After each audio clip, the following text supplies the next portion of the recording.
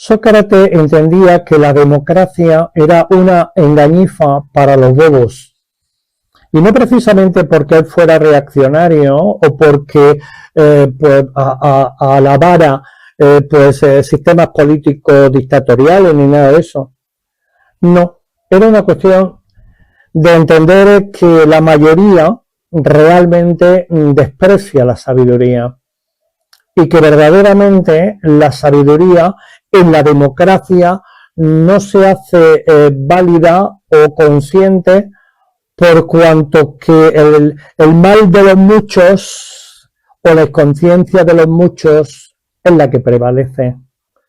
Y es de esta manera, ¿verdad?, pues que la sociedad es regida por patrones, yo diría muy mediocres, muy egocéntricos y por otro lado muy conscientes. La democracia no favorece el bien común.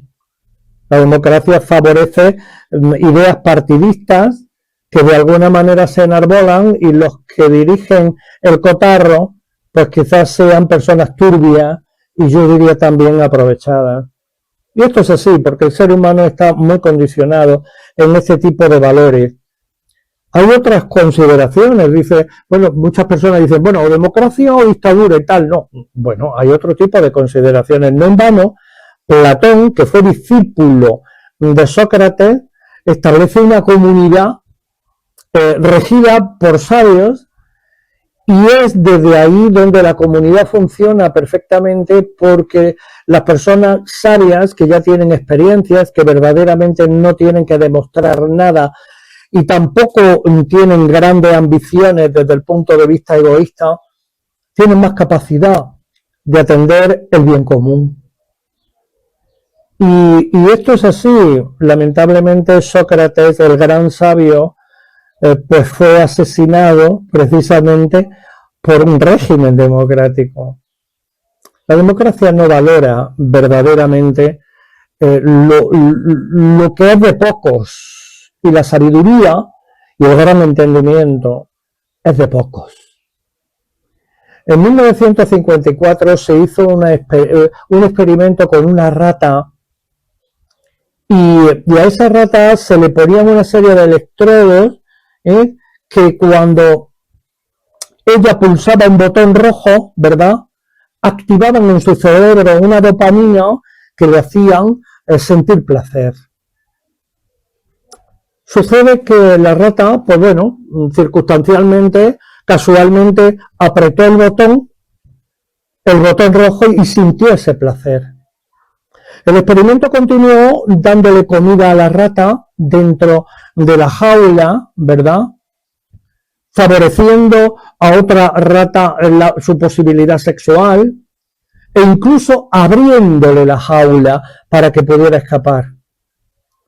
Pero era tal la dependencia al botón rojo que activaba la dopamina en su cerebro y el placer, que la rata prescindía de la comida, prescindía del sexo y prescindía de la libertad, porque lo verdaderamente importante era el botón. Y murió la rata de hambre con la pata atrapada en el botón rojo. Eso es lo que sucede realmente en el ser humano común y corriente, que se mueve desde un punto de vista hedonista buscando el placer y la dopamina que aliente, yo diría, su yo desvalido. Y sistemas sociales como el que vivimos habitualmente, pues funcionan así, con botones rojos a través de los cuales nosotros nos encantamos y nos quedamos absortos sin un norte, sin una capacidad de entender cómo conquisto mi conciencia, mi luz y mi propia libertad. Esa rata estaba atrapada, condicionada a un botón rojo, pero los seres humanos comunes, y observemos cómo está la juventud, estamos atrapados y cada vez más a ese tipo, digamos, de placeres que mitigan la baja autoestima, pero al mismo tiempo que nos nubilan y nos hacen verdaderamente inconscientes. Y esto es lo que favorece las democracias. Pues pan para el vulgo, mediocridad para la mayoría y de alguna manera placebo para nuestras sensaciones, y así nos va. ¿Esto es bueno? ¿Esto es malo? Bueno, ni bueno ni malo. Cada uno está donde está. Pero evidentemente, según cómo te identificas y según cómo vives esas proyecciones, bien sea la política, bien sean los afectos, bien sea esa reivindicación y esa necesidad urgente donde se proyecta tu yo en tantas cosas, en tantas muletillas, en tantos valores, pues así genera una energía, energía llama a energía, pues por lo tanto la energía que mueves con esa identificación a la postre te perturba. Pero es que la cuestión fundamental es que perdemos la pista de lo que verdaderamente es esencial. Cuanto más estás identificado a esas referencias de lo que yo llamo el yo ombligo, menos valora y ves lo que verdaderamente es importante y prioritario en la vida. ¿Y qué sucede? Que cuando te vas a morir, en esos instantes, en esos procesos cercanos a la muerte, muchas personas toman conciencia realmente de en lo que han empleado su vida. Es lo que se llama la retrospección lenta antes de en el óbito, en la muerte y tal. Bueno, no voy a entrar en eso, pero sí, ya nos damos cuenta, ahí es donde nos damos cuenta, Dios mío, qué me llevo, qué valores, qué cosas, qué sensaciones. Y ahí me doy cuenta realmente de cómo he cultivado mi alma. Bueno, una sociedad en la que todo vale, en esa falsa idea del respeto, donde todo está bien, una sociedad que no está educada en la capacidad del sacrificio, o sea, de trabajarte, esforzarte y sobre todo prescindir de lo tuyo para ponerte en el lugar del otro. Una sociedad con una falta de empatía verdadera, porque se habla mucho de la empatía, pero luego a la hora de la verdad, ponerse en el lugar de los demás, prescindir de lo propio, no estamos educados en ese curtido. Y eso verdaderamente hace que nuestras democracias sean sociedades, yo diría, muy anodinas y con falta de evolución y de desarrollo. Hay personas que se preguntan cómo es posible que llegue un campeonato del mundo de fútbol y la gente eufórica se apiña, se alía, genera como una cierta solidaridad frente a la devoción de su equipo o de su bandera, y luego a la hora de la verdad, pues en las realidades más profundas, sociales, que se requieren una comprensión y una capacidad de ponerse en el lugar de los demás, la gente es muy egoísta, muy separatista y está muy condicionada desde su ombligo.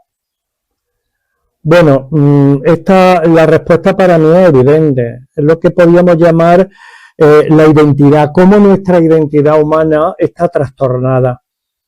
Y la identidad del yo se identifica, necesita identificarse con cuestiones externas que de alguna manera sirvan de apoyo, de ortopedia o de muleta para sostener ese aspecto de la propia personalidad. Yo soy en función de mi equipo de fútbol, yo soy en función de mi país, o yo soy en función del dinero, o yo soy en función de la familia, de los hijos.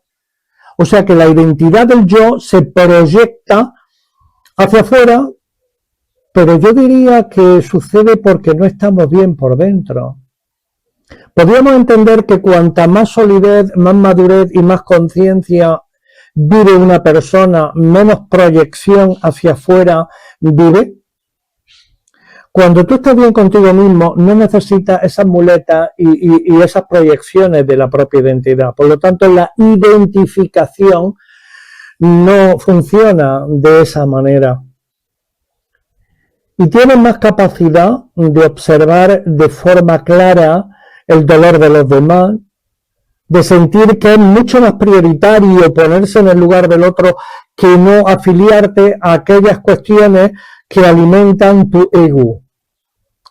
Pero claro, nosotros yo diría que estamos en una fase muy adolescente, una humanidad que necesita pan y circo, que todavía el fútbol o esta serie de eventos pues rigen las carencias, la angustia y la ansiedad del ser humano y no nos damos cuenta.